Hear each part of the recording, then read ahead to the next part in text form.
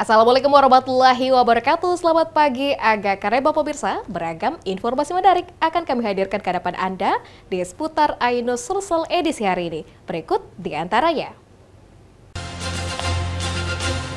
Pengendara motor berboncengan tewas usai terlindas truk.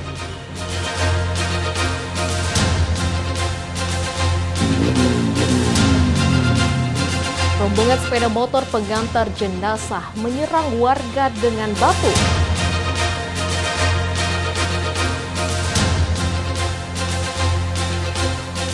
Kreativitas pemuda menyulap limbah kertas menjadi karya seni kolas. Pemirsa, selain 3 cuplikan informasi tadi, kami akan hadir dengan informasi lainnya bersama saya Asmaul Husna, dan inilah seputar Ainus Sulsel selengkapnya.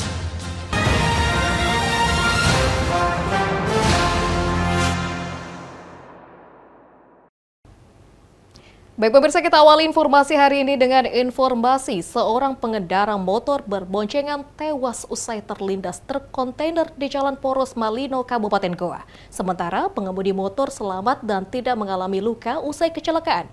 Peristiwa kecelakaan tersebut terekam kamera CCTV.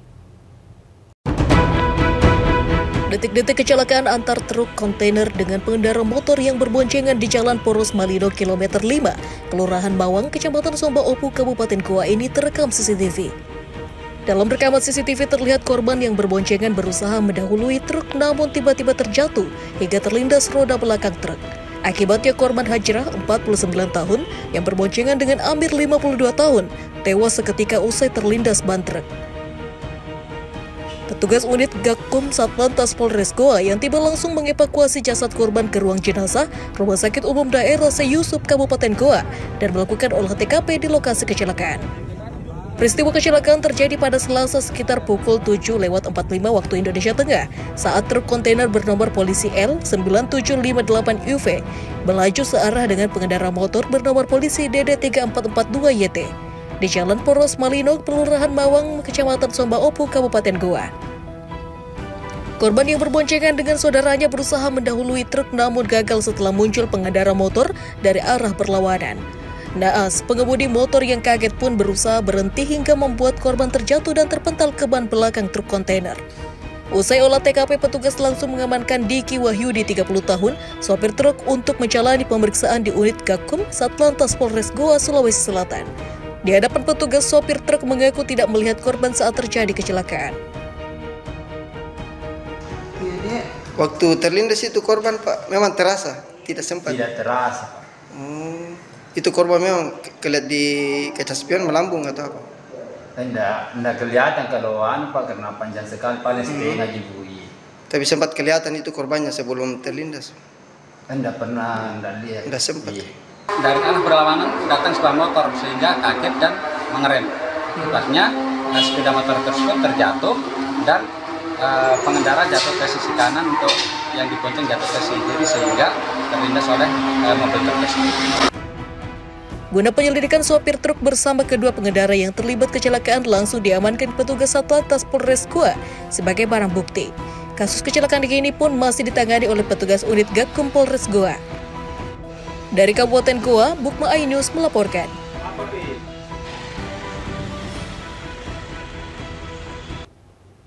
Pemirsa, aksi perundungan dilakukan oleh sekelompok remaja kepada orang dengan gangguan jiwa atau ODGJ. Para pelaku yang masih berstatus pelajar diamankan warga dan digiring ke kantor polisi. Sanksi push-up disertai pembinaan diberikan ke para remaja hingga pemanggilan orang tua. Seorang pria gangguan jiwa di Kota Makassar ini menjadi korban perundungan serta penganiayaan oleh kawanan remaja di Kota Makassar. Aksi tidak terpuji tersebut dilakukan di pinggir jalan Kecamatan Ujung Pandang, Kota Makassar pada dini hari. Seorang pengendara yang melintas mewargoki aksi tersebut dengan memberanikan diri seorang diri menghentikan bahkan membubarkan aksi tersebut hingga belasan remaja kocar-kacir berhamburan. Tidak hanya itu, 6 remaja berhasil diamankan lalu diserahkan ke kantor polisi. Remaja yang tiba di Polrestabes Makassar ini diberi sanksi push-up sebagai bentuk pembinaan. Hasil pemeriksaan kepolisian, seluruh remaja masih berstatus pelajar sekolah menengah pertama. Hal tersebut mereka lakukan karena keisengan saat sedang nongkrong. Pengakuan remaja aksi tersebut turut dilakukan usai terpancing dengan rekannya yang telah kabur.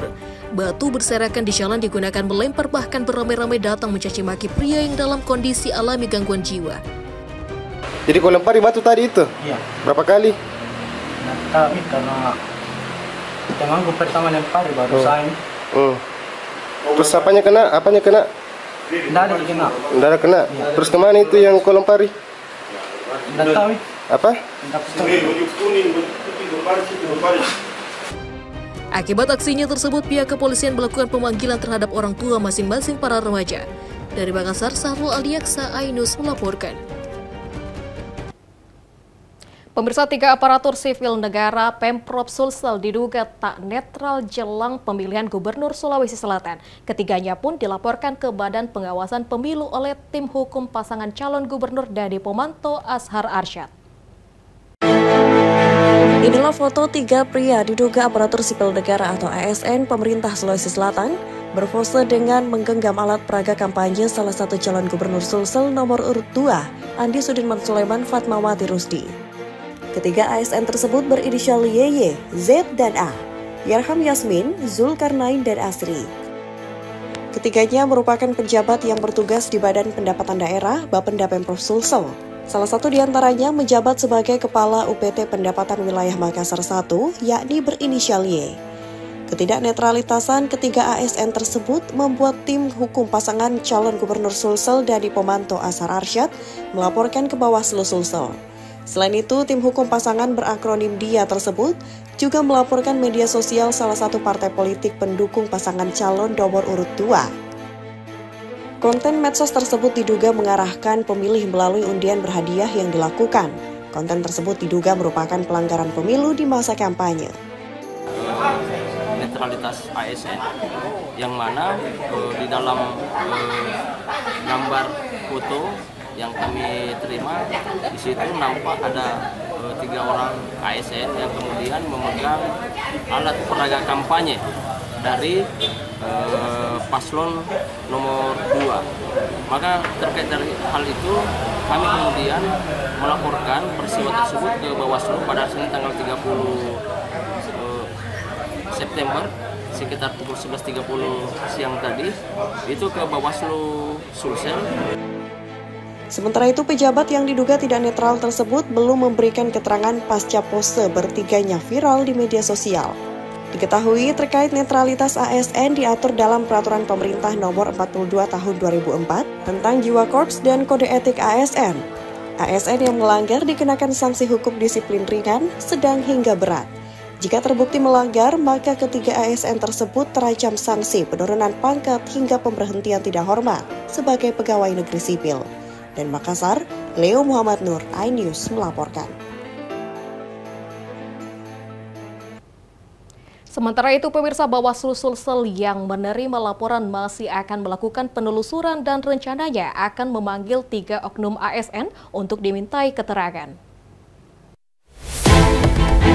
Foto-foto 3 oknum ASN di lingkup Pemprov Sulsel yang berpose sambil mengangkat 2 jari dan mengangkat poster salah satu kandidat pasangan calon gubernur dan wakil gubernur nomor urut 2, Andi Sudirman Sulaiman Fatmawati Rusdi, viral di berbagai platform sosial media.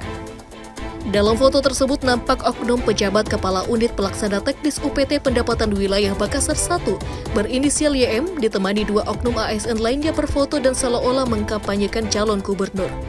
Badan Pengawasan Pemilu Provinsi Sulawesi Selatan yang menerima laporan masih melakukan penelusuran dan rencananya akan memanggil ketiga oknum ASN tersebut untuk dimintai keterangan guna menentukan apakah masuk dalam kategori pelanggaran pemilu.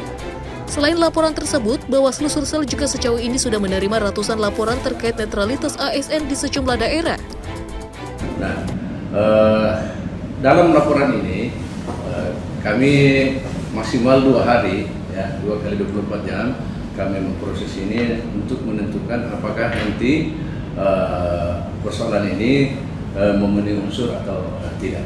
Namun kemudian saya bidang pengawasan pemilu Sementara itu, ratusan massa aksi yang tergabung dalam Koalisi Barisan Rakyat Masyarakat Takalar berunjuk rasa di depan kantor Bawaslu Sulawesi Selatan, menuntut Bawaslu akan menindak seluruh ASN yang berlaku tidak netral sepanjang tahapan pilkada serentak berlangsung di Sulawesi Selatan. Dari Makassar, Yoelus Vin Ainus melaporkan.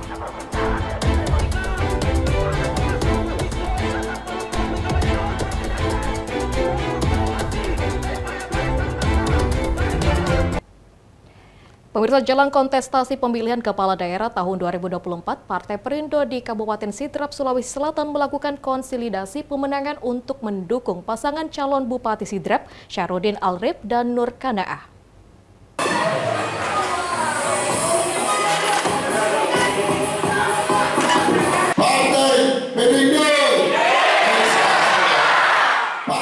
Bersama ratusan kadernya, DPD Partai Perindo Kabupaten Sidrap, Sulawesi Selatan menggelar konsolidasi pemenangan menjelang Pilkada tahun 2024. Rapat konsolidasi itu dilakukan di Rumah Pemenangan SAR Kanaah, pasangan calon Bupati dan Wakil Bupati Sidrap yang diusung Partai Perindo pada kontestasi Pilkada tahun 2024. Partai Perindo memberikan dukungan penuh untuk pasangan calon Bupati ini karena dianggap mampu mengajukan kesejahteraan rakyat sesuai dengan visi dan misi Partai Perindo. Hari ini Partai Perindo melakukan konsolidasi pemenangan pada dukungan pilkada, dan ini menjadi harga mati bagi kami bahwa Partai Perindo memberikan dukungan kepada SAR Kanaah Alako nomor 2. Sementara itu, Syahrudin Alrif, calon Bupati Sidrap, bersyukur dan berterima kasih kepada Partai Perindo yang telah memberikan dukungan penuh kepadanya. Maka harapan saya Partai Perindo yang hari ini kita melakukan konsolidasi Kabupaten Sidrap, dihadiri Pak Sanusi Ramadan sebagai Ketua DPW, Pak Eman sebagai Ketua DPD dan jajaran pengurusnya, berharap total mendukung pasangan nomor 2 Syahrudin Alrif Nur Kanaah untuk calon Bupati Sidendreng Rapang. Baginya, Partai Perindo merupakan partai yang memiliki basis struktural yang telah bekerja untuk masyarakat. Dari Sidrap, Erwin Eka Pratama, Ainus melaporkan.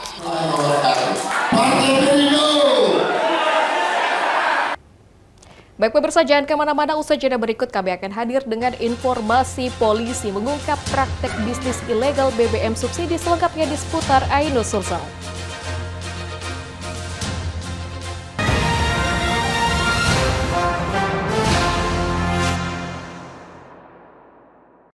Dan cobalah, mari kita semua saling menyayangi dan saling berbagi, dan bersama untuk hadapi bencana, kelak sambut pagi dan cerah mentari.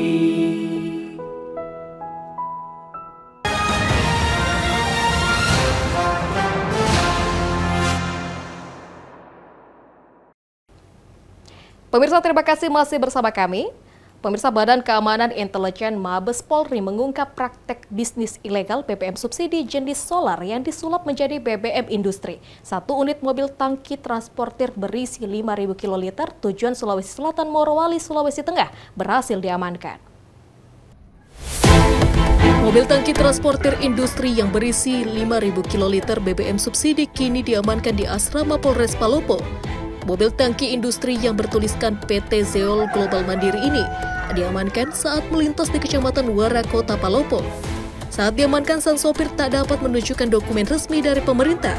Anggota Badan Intelijen Mabes Polri langsung membawa mobil tersebut ke Polres Palopo. Saat ini polisi sudah menetapkan sopir sebagai tersangka. Sementara pemilik solar yang diketahui bernama Rustam belum ditetapkan polisi sebagai tersangka. Di hadapan penyidik, tersangka mengaku diperintah oleh pemilik BBM dengan upah 1,5 juta untuk mengangkut ke Morowali, Sulawesi Tengah untuk dijual dengan harga industri. Saat ini penyidik masih mendalami kasus tersebut dengan meminta keterangan pihak perusahaan termasuk BPH Migas untuk mencari tersangka baru dalam kasus tersebut. Pak, betul enggak kendaraan ini atau mobil yang mengangkut BBM dugaan subsidi kemudian diindustrikan ini milik oknum anggota polisi, Pak? Jadi sampai saat ini kami belum mendapatkan keterangan, karena dari keterangan sang supir kita melihat juga STNK masih sementara kita lakukan pemeriksaan. Jika terbukti, para pelaku akan dijerat pasal Undang-Undang Migas dengan ancaman 6 tahun penjara. Dari Kota Palopo, Nasaruddin Rubak, Ainus melaporkan.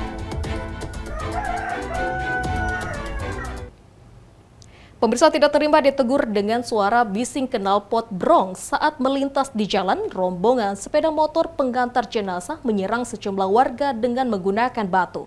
Bahkan rombongan pengantar jenazah menutup jalan terowongan Simpang 5 Bandara sembari berjoget di tengah jalan.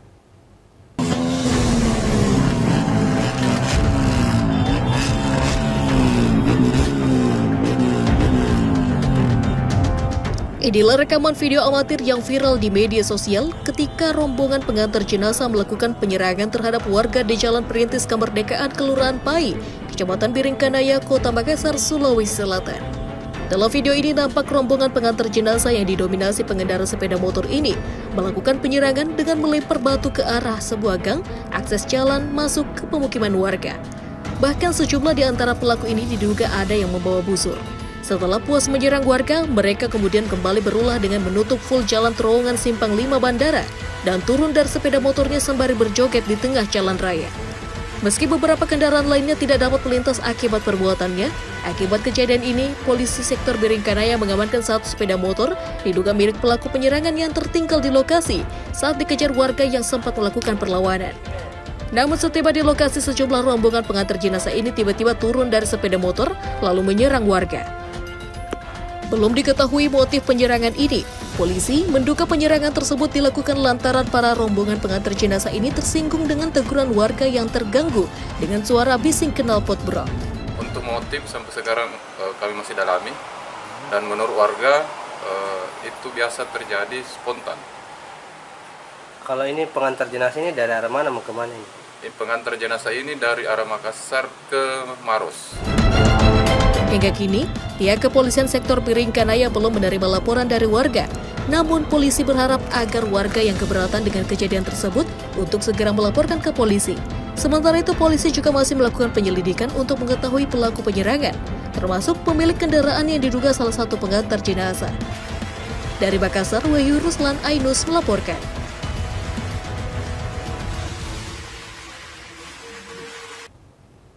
Pemirsa, Badan Kependudukan dan Keluarga Berencana Nasional atau BKKBN menggelar konsolidasi untuk menyusun anggaran jangka panjang yang tepat sasaran untuk menurunkan angka stunting.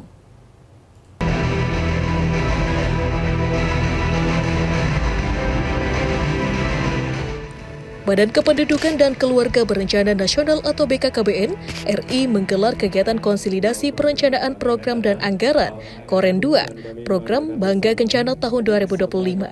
Kegiatan yang mengusung tema perencanaan program dan kegiatan Bangga Kencana yang efektif dan efisien dalam mencapai sasaran. Target kerja BKKBN tahun 2025 ini dipusatkan di salah satu hotel di Kota Makassar. PLT Kepala BKKBN RI Sundoyo saat membuka kegiatan memaparkan penyusunan anggaran 2025 merupakan momentum strategis untuk menyambut dimulainya Rencana Pembangunan Jangka Panjang Nasional atau RPJPN 2025-2045. Sundoyo mengarahkan agar perencanaan program yang akan dibuat oleh BKKBN seluruh Indonesia harus memprioritaskan pada pencapaian hasil yang maksimal. Karena itu penyusunan renstra dan alokasi anggaran harus sesuai. Terkait pembiayaan, terang Sundoyo, pagu definitif untuk BKKBN telah ditetapkan sebesar 4,3 triliun rupiah, di mana 3 triliun lebih dialokasikan untuk belanja pegawai yang mencapai 21.000 orang. Situasi tersebut dianggap kurang ideal dalam upaya mencapai target penurunan stunting. Ia juga menyinggung persoalan serapan anggaran BKKBN hingga triwulan ketiga tahun 2024 ini baru mencapai 77%. Menurutnya, untuk mencapai target penerapan anggaran seperti pada tahun 2023 yang mencapai 99%, BKKBN harus bekerja keras. Penyusunan anggaran tahun 2025 ini adalah memiliki makna yang berbeda. Ini adalah penyusunan anggaran yang sangat strategis. Kenapa saya katakan ini adalah sangat strategis? Karena tahun 2025 adalah dimulainya rencana pembangunan jangka panjang. Sebentar lagi juga akan keluar bagaimana visi dan misi Presiden terpilih yang itu juga nanti akan dimasukkan itu ke dalam RPJMN, yang nanti Bapak Ibu akan susun dengan Renstra. Selain itu, PLT Kepala BKKBN RI juga mengingatkan pendanaan anggaran untuk pelaksanaan program BKKBN di sejumlah daerah akan melibatkan peran aparat kepengawasan internal pemerintah. Mereka yang akan mengawasi penggunaan anggaran dari semua aspek keuangan agar tepat sasaran. Ia juga menekankan konsolidasi perencanaan dan anggaran yang dilakukan hari ini dapat menghasilkan program yang sejalan dengan visi misi Presiden terpilih Prabowo Subianto. Dari Makassar, Muhammad Faldri, Ainus melaporkan. Pemirsa, warga Jalan Anggrek dibuat heboh dengan kemunculan seekor buaya sepanjang 4 meter yang tiba-tiba berjemur di pinggir kanal Pandakukang, Kota Makassar. Warga sekitar pun mengabadikan kemunculan buaya dengan kamera handphone. Besar. Ini dia nih. Oh, kentara ini, ekornya ini. Warga di sekitar kanal Pandakukang dibuat heboh dengan kemunculan seekor buaya berukuran besar dan diperkirakan memiliki panjang 4 meter yang tiba-tiba muncul berjemur di pinggir kanal di Jalan Anggrek, Kota Makassar. Warga pun mengabadikan momen ini dengan kamera handphone hingga viral di berbagai platform media sosial. Warga mengaku sudah sejak 4 hari terakhir sering melihat buaya dengan posisi mulut terbuka lebar saat berjemur di pinggir kanal. Kemunculan buaya ini pun dianggap meresahkan warga sekitar. Mengingat di sepanjang pinggir kanal Pandakukang, banyak anak-anak yang sering bermain dan memancing untuk mencari ikan. Upaya evakuasi sudah berulang kali dilakukan personel Damkar Makassar, namun gagal lantaran banyaknya warga yang berkerumun hingga membuat buaya merasa terganggu dan menceburkan diri ke dalam kanal. Berapa ekor buayanya? Satu. Satu? Iya, besar. Besar kah? 4 meter, Om. 4 meter. Iya, 4 meter. Jadi tontonan itu hari di sini? Iya. Sudah berapa kali muncul itu? 4 kali kayaknya, 3 kali kan celem. 3 kali ya? Iya, 3 kali itu muncul di sini. Dari Makassar, Yolyosvin, iNews melaporkan.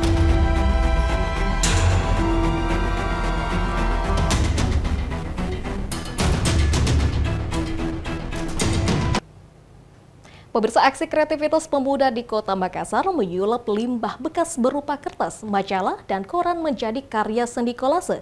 Rangkaian potongan gambar dan tulisan hasil kerja tangan kreatif pemuda menciptakan karya syarat makna akan isu dan polemik yang tengah berkembang di Indonesia. Seperti inilah aksi kreatif para pemuda di Kota Makassar yang berkumpul di coffee shop memanfaatkan waktu luang pada malam hari guna menciptakan karya seni kolase. Hasil karya dibuat syarat makna akan polemik yang tengah berkembang di Indonesia. Mereka ini tergabung dalam komunitas bernama Sastra Gembira, diisi sejumlah mahasiswa berbagai kampus di Kota Makassar. Limbah bekas tidak terpakai dikumpulkan secara mandiri, berasal dari sejumlah perpustakaan kampus, serta hasil donasi melalui sosial media.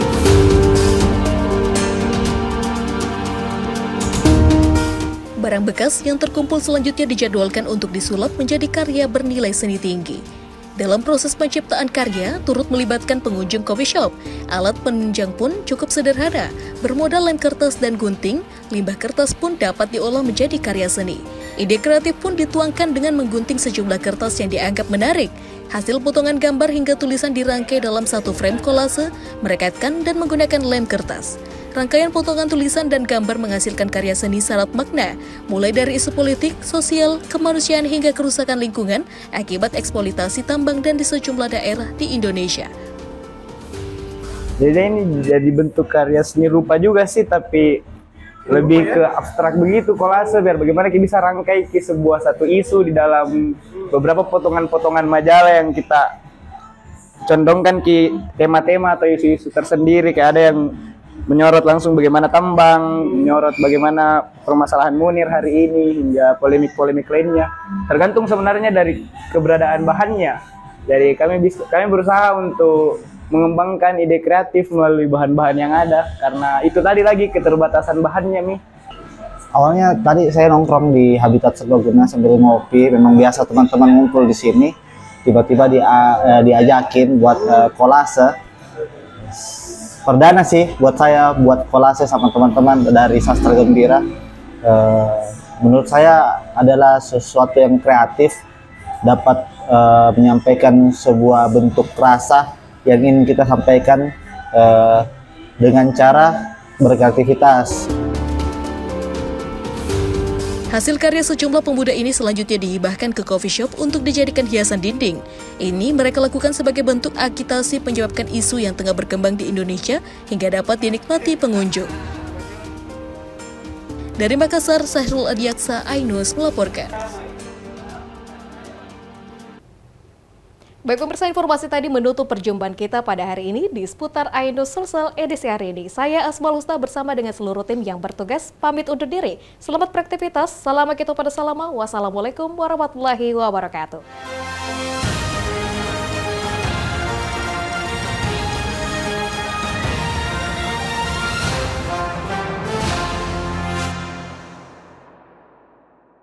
Dan cobalah mari kita semua saling menyayangi dan saling berbagi, dan bersama untuk hadapi bencana, kelak sambut pagi dan cerah mentari.